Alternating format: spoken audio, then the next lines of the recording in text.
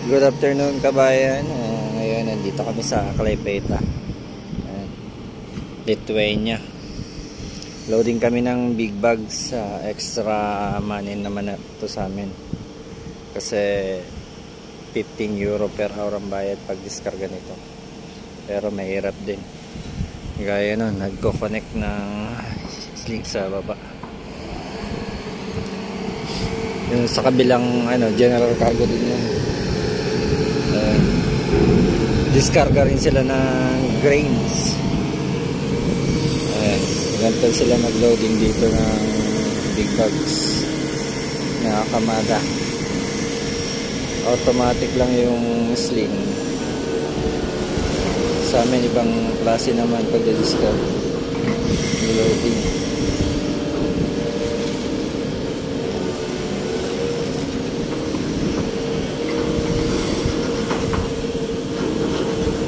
Mahirap din to kabayan pag diskarga kasi mabubulsot-bulsot ka dyan, sakit sa tuhod saka sa likod pag ilagay ng sling, kaya may extra bayad din. Buti dito automatic na, nag-release lang yung isa, buti na lang ng excavator. Sa baba lang may nagko-connect, 6 yung nilalagay nila per moves. 1 moves 6 bags. Mas maganda pang timber na lang kahit walang bayad. Walis-walis lang, walang sakit sa likod, pero okay na din kasi mga 10,000 din yun isang buong magdamag na diskarga. 12 hours of work. Ayan. Sa kabila diskarga sa truck, ibang klase pala ang amoy nitong grains. Automatic.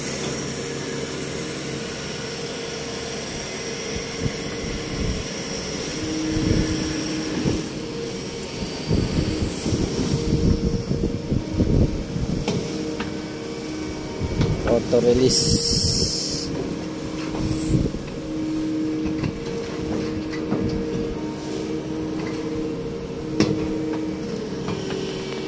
Kabayan, isa ito sa trabaho namin dito,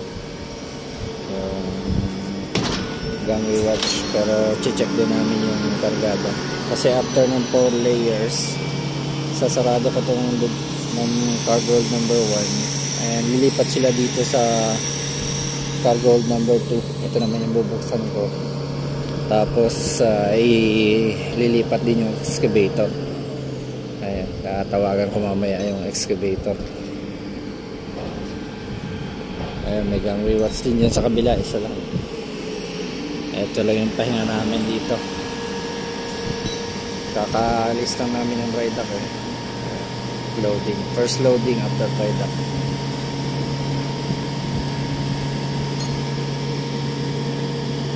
Mamaya baka may time pa pwede pang makalabas.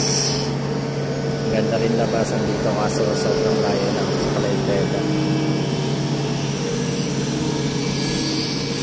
Sahod nitong driver nasa 5,000 raw, 5,000 euro driver dito sa Claypeta.